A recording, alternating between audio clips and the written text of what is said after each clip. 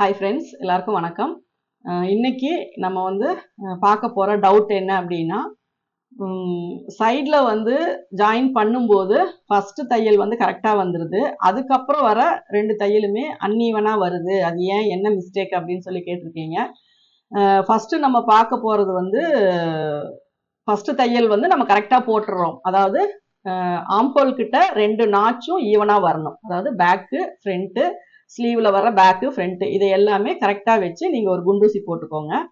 ஸ்லீவுக்கு round கை சுற்றளவு 11 12 பார்த்து 1/2 வச்சு ஸ்லீவுக்குமே நீங்கள் கரெக்டாக நீடில் மார்க் போட்டு ஒரு குண்டூசி போட்டுக்கோங்க.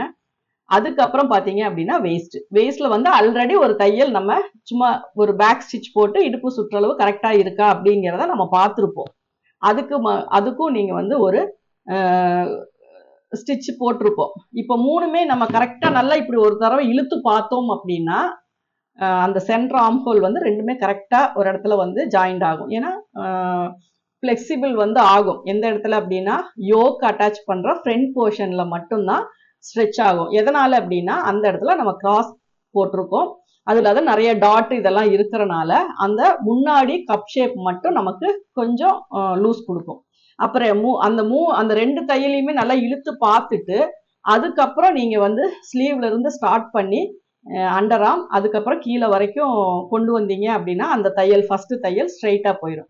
அதுக்கப்புறம் நீங்கள் வச்சிருக்கிற குண்டூசி இதெல்லாம் எடுத்துட்டு மறுபடியும் அடுத்தடுத்த தையல் வந்து நீங்கள் கரெக்டாக வரல அப்படின்னா ஸ்கேலில் வச்சு நல்லா லைன் போட்டு அதில் ப்ராப்பராக தைச்சிட்டிங்க அப்படின்னா 3 ஸ்டிச்சு வந்து ஈவனாக அழகாக வரும். இது எப்போ வரும் அப்படின்னா நம்ம அளவுகள் எல்லாமே கரெக்டாக கொடுத்து ப்ராப்பராக ஸ்டெப் பை ஸ்டெப்பு ஃபாலோ பண்ணி நம்ம கட்டிங் போட்டிருந்தா அது மாதிரி வரும்.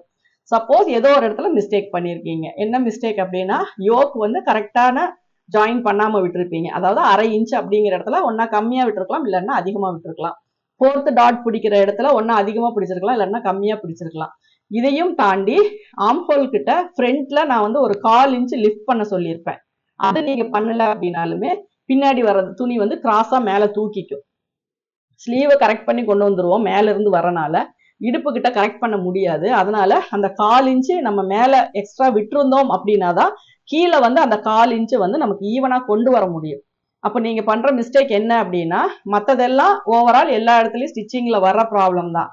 ஆனா கட்டிங்ல வர ப்ராப்ளம் வந்து ஃப்ரண்ட் போர்ஷன் கட் பண்ணும்போது பேக் பார்ட்டுக்கும் ஃப்ரண்ட் பார்ட்டுக்கும் நாச்சஸ் போடுற இடத்துல ஒரு 1/4 இன்ச்சு லிஃப்ட் பண்ணி நான் மார்க் பண்ணி கட் பண்ண சொல்லியிருப்பேன். அந்த மாதிரி பண்ணும்போது உங்களுக்கு எல்லா இடத்துலையுமே ஈவனா ஸ்டிச்சஸ் வந்து மேட்ச் ஆகும். அதனாலதான் அந்த சின்ன சின்ன விஷயங்களை நம்ம ஹைலைட் பண்றோம். அதனால அதை மிஸ் பண்ணாம ஒரு 1/4 இன்ச்சு நீங்க லிஃப்ட் பண்ணிட்டு அதுக்கப்புறம் ஜாயின் பண்ணி பார்த்தீங்க அப்படின்னா உங்களுக்கு கீழே வர அந்த இது எல்லாமே 3 தையலுமே ஈவனா கரெக்டா வரும். இதை நீங்க ஃபாலோ பண்ணிட்டு சொல்லுங்க.